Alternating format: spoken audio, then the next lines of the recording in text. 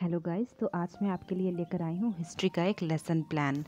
तो मैंने फ्रांसीसी क्रांति का उप प्रकरण 18वीं सदी के उत्तरार्ध में फ्रांसीसी समाज कैसा था उस पर मैंने लेसन प्लान बनाया है। तो सबसे पहले हम लिखेंगे सूचनात्मक पक्ष, जिसमें विद्यालय का नाम, छात्राध्यापिका का नाम, क्रमांक, कक्षा, विषय, उपविषय, प्रकरण, उप प्रकरण, कालांश, अवधि और दिनांक मेंशन रहेगा। इसके बाद हम लिखेंगे ज्ञानात्मक पक्ष, जिसमें कि दो पक्ष होते हैं, सामान्य उद्देश्य और एक विशिष्ट उद्देश्य। तो सामान्य उद्देश्य में हमारा जो सामान्य उद्देश्य है, सामाजिक विज्ञान के अंतर्गत जो इतिहास आता है उसके पढ़ने का क्या उद्देश्य है वो लिखेंगे, जिसमें कि पहला उद्देश्य है छात्रों में इतिहास विषय के प्रति रुचि उत्पन्न करना। दूसरा सामान्य उद्देश्य है छात्रों को भूतकाल की घटनाओं से परिचित कराना। तीसरा उद्देश्य है छात्रों की बौद्धिक एवं तार्किक शक्ति का विकास करना। चौथा उद्देश्य है छात्रों में ऐतिहासिक ज्ञान को विकसित करना। पांचवा उद्देश्य है छात्रों में राष्ट्रीय एकता का विकास करना। इसके बाद हम लिखेंगे कुछ विशिष्ट उद्देश्य कि हमें 18वीं सदी के उत्तरार्ध में फ्रांसीसी समाज को बच्चों को पढ़ाने का क्या उद्देश्य है। उसके बाद हम लिखेंगे शिक्षण सहायक सामग्री। तो शिक्षण सहायक सामग्री में अगर आपने चार्ट पेपर यूज़ करना है तो चार्ट पेपर लिख सकते हैं। इसके अलावा आता है शिक्षण विधि, तो मैंने यहाँ व्याख्यान विधि का उपयोग किया है। इसके बाद शिक्षण प्रविधि, जिसमें मैंने प्रश्नोत्तर प्रविधि का उपयोग किया है। फिर पूर्व ज्ञान में छात्रों को विषय के इतिहास की विश्व के इतिहास की सामान्य जानकारी है। इसके बाद हम लिखेंगे प्रस्तावना के प्रश्न।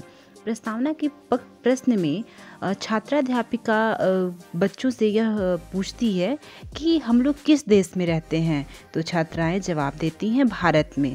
फिर छात्राध्यापिका पूछती हैं कि मुगल काल के दौरान कौन कौन से देश भारत व्यापार करने आए थे, तो उसका जवाब देते हैं छात्राएं अंग्रेज, फ्रांसीसी एवं डच। इसके बाद छात्राध्यापिका फिर से प्रश्न पूछती हैं कि फ्रांस में राजतंत्र को हटाकर प्रजातंत्र की स्थापना कैसे हुई, तो छात्राएं जवाब देती हैं फ्रांसीसी क्रांति के द्वारा।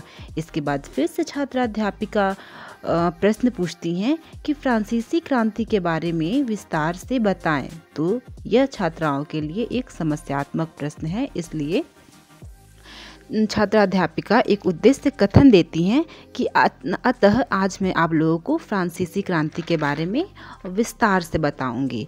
इसके बाद हम क्रियात्मक पक्ष को देखेंगे, जिसमें कि हम अपने पाठ की प्रस्तुतिकरण करेंगे। इसमें हम टोटल 5 कॉलम्स बनाएंगे। पहले पेज में हम 2 कॉलम बनाएंगे। फर्स्ट कॉलम में हम लिखेंगे शिक्षण बिंदु, दूसरे कॉलम में लिखेंगे छात्राध्यापिका क्रियाशीलन। इसके बाद जो 3 कॉलम बचता है उसमें लिखेंगे हम छात्रा क्रियाशीलन, श्यामपट्ट कार्य एवं मूल्यांकन, जो आप अगले पेज में देखेंगे। तो हम इसमें शिक्षण बिंदु में फर्स्ट पॉइंट डालेंगे फ्रांसीसी क्रांति। इसमें हम फ्रांसीसी क्रांति के बारे में इंट्रोडक्शन देंगे। उसके बाद हमारा विकासात्मक प्रश्न होता है, जिसमें कि हम पूछेंगे कि फ्रांस में प्रजातंत्र कैसे स्थापित हुआ। उसके बाद हम फ्रांसीसी क्रांति के कारण को समझाएंगे। अगले पेज में जो मैंने आपको बताया था कि हम 3 कॉलम बनाएंगे, तो उसमें छात्रा क्रियाशीलन में हम छात्राओं की एक्टिविटीज़ को लिखेंगे। तो उसमें जब फ्रांसीसी क्रांति के कारण को बताया जा रहा था, तो छात्राएं ध्यानपूर्वक सुन रही थी एवं समझने का प्रयास कर रही थी।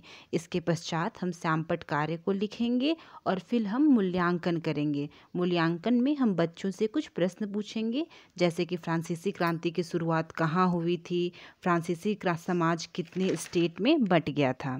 अगले पेज में हम फिर से 5 कॉलम बनाएंगे और इसे कंटिन्यू करेंगे, जिसमें कि हम लिखेंगे जीने के संघर्ष के बारे में कि फ्रांसीसी समाज में जीने के लिए क्या क्या संघर्ष किए गए थे।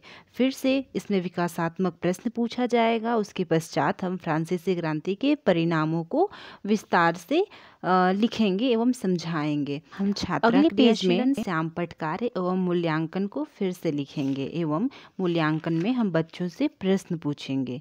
इसके बाद हमारा आता है पुनरावृत्ति के प्रश्न, जिसमें हम बच्चों से प्रश्न पूछेंगे, जिससे कि पूरे पाठ का रिवीजन आसानी से हो जाएगा। इसके बाद हम कुछ होमवर्क्स देंगे गृह कार्य, जो कि वो घर से बनाकर लाएंगे। इसके बाद हम पर्यवेक्षक के हस्ताक्षर एवं विषय शिक्षक के हस्ताक्षर को लेकर इस पाठ की समाप्ति करेंगे। Thank you.